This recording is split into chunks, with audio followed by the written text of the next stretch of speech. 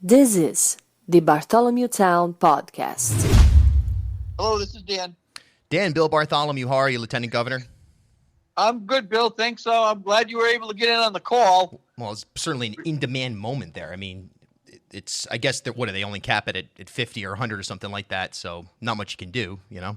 I don't know what the cap was. We were told before the call it was as many as 200, so I don't think we got to there, so it must have been lower than that. But we're researching right now to get to a call that can take 500 and see what happens. But it does show you there's a lot of demand out there. No question about it. So a lot of demand. So we'll really appreciate your time. I guess there's two major things. Obviously, the most important thing to focus on right now is public health, but as you stated, secondarily, economics, the microeconomy here, and there's no better example of a gap in the system right now than independent contractors, whether you're talking musicians or any sort of small business that operates in that 1099 window.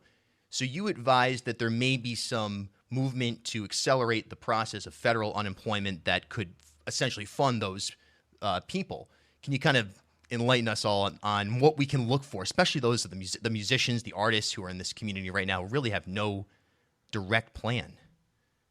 Yeah, Bill, and we're hearing that, and we recognize that, and I've been, trying to sound the bell to anybody who's listening, and we're going to be approaching our congressional leaders, our delegation, and we're drafting a letter on that that would get to them, and I believe it is getting to them today or tomorrow. So, there is provisions. This is what I've been told by our legal representation in our office. So I believe it is true, and is that there are provisions that states can ask for the status through the White House, through the president's office, to qualify these independent contractors and sole proprietors who are working and paying taxes, but they're not paying into the unemployment fund, to exempt them from this during a disaster relief strategy. So this is unusual circumstances. You know, the musicians you're talking about, I mean, it's not because they decided not to show up for work, or it's not because the business voluntarily shut down its operations. This is a direct result of the COVID-19 virus, and facilities, because of the social distancing, which we need to really focus on, are being closed for that reason. So I think there is that provision, and we're going to just kind of try to track that down and see how alive that is in the network, with our congressional leaders. And, we would urge people who are in those categories to make contact to their reps and senators, and expressing that that they would like to see where there are provisions that could allow them to participate in the unemployment fund. And that's, I guess, the crux of this, is that if you're an independent contractor, in that role anyway, you're not paying into the fund. So that's where the problem is fundamentally here. I mean, that's a much larger question for another point in time, but there's at least some movement. It is a problem, Bill, because this is why I was saying on the call today earlier that we already have put a letter into our congressional delegation encouraging them to make sure that in whatever provisions there are that comes out of the legislation that can pass federally, there's provisions in there to restore the unemployment fund to the levels that they were at when this started. And the reason being is that it wouldn't be fair to the businesses who are going to be held responsible right now to refund that that unemployment fund, right? When people take unemployment in a company, that company starts, their rates end up going up, and they restore the fund anywhere from like $3,000 to $7,000 per person that files for unemployment. So you can see where our unemployment fund is going to get drained. And then if the independent contractors were allowed to go into that fund without the federal coverage, then what would happen is that people who are paying into that fund, the businesses, would be basically being taxed to support the independent contractors. That's why you need the federal intervention on this thing. Right. It's skewed otherwise in a way that's it's not taxing in a fair way. Even if you say you have the perspective, tax the rich in a situation like this, that's not necessarily what's going to happen anyway. The burden will be on small and mid-sized businesses at the end of the day. So let's talk about the rismallbusiness.org, essentially what you're rolling out today on your conference calls. This clearinghouse, if you will, for trying to get the small business economy stimulated, which, by the way, you've been a key part of that for, your tenure as lieutenant governor, no question about it. Now here's a moment where, urgency is required and you're rolling out a plan. So let's hear about it. Yeah, so we had a call on Friday, Bill, and just to start this ball rolling, to get this topic of this economic crisis that we're actually beginning to experience, in particular in the small business. Like you said, our office is an advocate for the small businesses, and that's what we're focusing on. But what it came out of the call on the Friday was that we had this person that was on the call from Oceanside Graphics, and he volunteered to say, "Look, I'm a PR marketing firm. Our volume has shrunk down considerably. I'll volunteer on any program that you ask me to volunteer in to get a message out." So we contacted Justin from Oceanside Graphics this weekend, and we talked about a statewide strategy on encouraging customers and to purchase gift certificates or purchase services in advance of using them, so that these companies would have cash flow to support their operations, and in some cases keep their staff employed, right? So this is I think this effort is going to show an example of how a local business is donating their time to help other businesses. So that it's a setup that that Justin at the Oceanside Graphics has set up.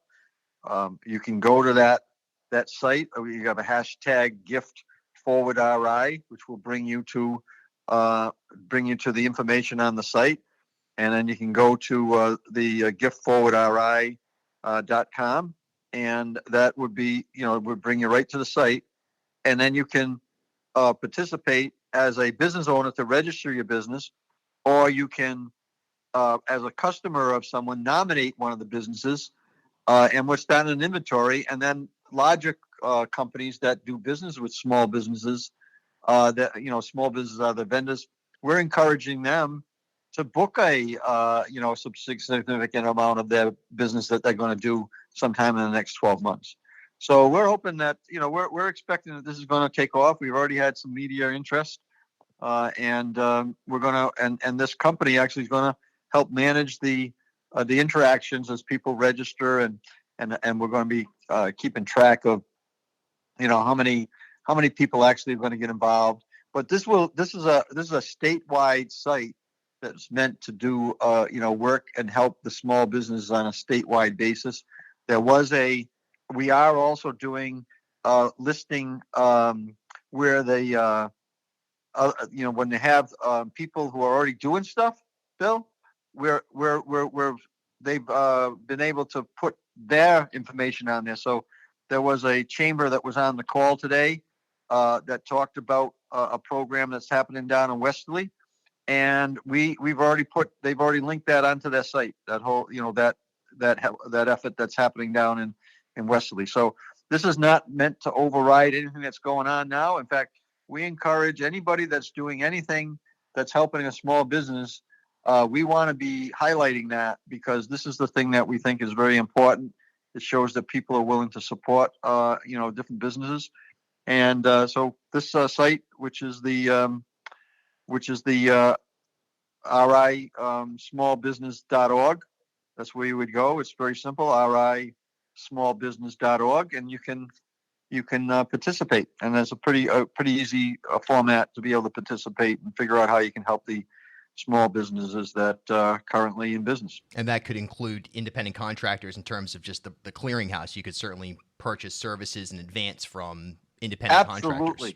Absolutely. So there's a registration where independent contractors who are businesses.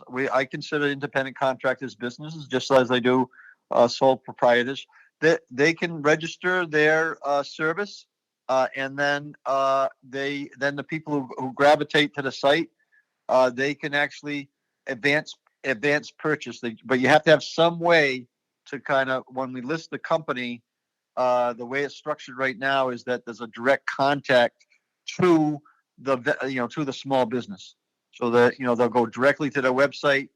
I guess in this case I'll have to ask Justin, but there's probably a way to connect in directly into the performer if they don't have a website.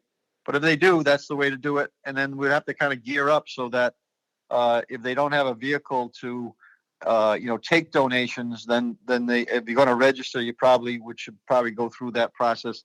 We have one of the attorneys that has offered his advice and help to walk people through some of the logistics they need to do. So I'm not sure if that applies, but I'm sure there'll be someone out there that could help a small business figure out how to make sure that when they put their information down, that they could be contacted and they could get benefit from this rismallbusiness.org program.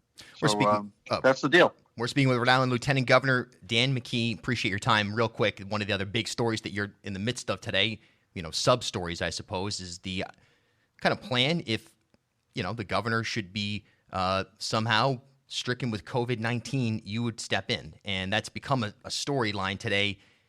You kind of summed it up as you're naturally ready for that. That's your role. That's why you became the lieutenant governor. That's frankly why we have a lieutenant governor in many ways, and to organize the types of programs you're doing.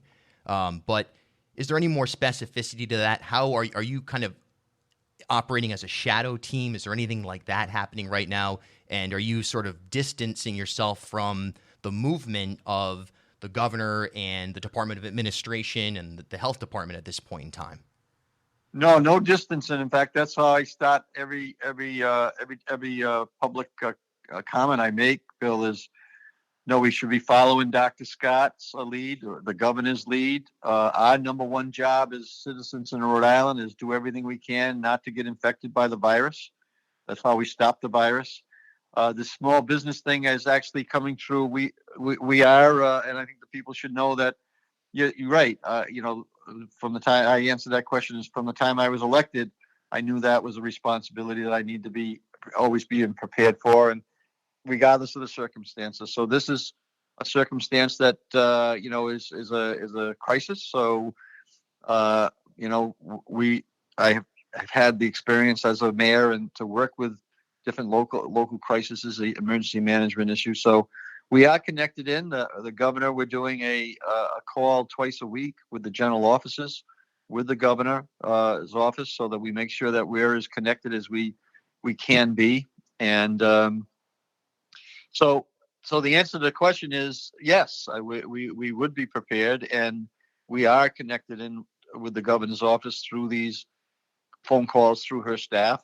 And we know that she's got all that she can handle right now. And I think that she's doing an effective job. And I think she's doing it in a responsible way. So we would step in if that ever happened, the remote possibility that happens, we would step in and continue to, move in the same direction that the governor has already set out to make sure that we protect the public safety of, number one, our health. But then we need to be focused on this economic issue too. But it's not unusual. I tell you, Bill, I was on a national call with the lieutenant governors, and we're sharing our information across the lieutenant governors as well right now. And there was one of the lieutenant governors who was quarantined. So which one? It was, I believe it was Nevada. Yeah.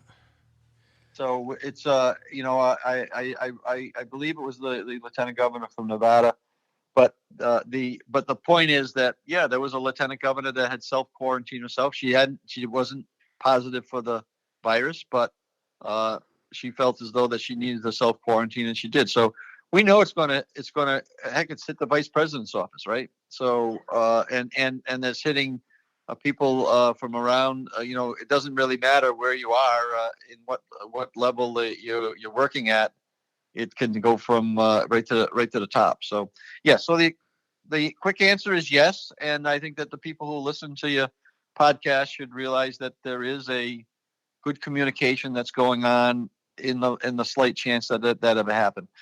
And I can tell you, some lieutenant governors are not as fortunate. You have some that are a Republican Democrat, and they're not talking to one another, which makes no sense to me. But there's one state that's happening in, and I've been on your show before, and this is really the time where it shows long term that the governance model, I think, should have a governor and a lieutenant governor running as a team right through the elections and right through management. And I hope that's going to surface in the discussion for long-term, type of good, solid political policy for the state. We should be having a lieutenant governor and a governor running as a team right from the beginning of an election and right through management. That only can connect you even more. But I think that we're under the current governance model, I'm satisfied, and I think that the governor is, that everybody is being informed. The Lieutenant Governor of Rhode Island, Dan McKee, as always, so much appreciated so much for having you on here, and stay self-isolated out there.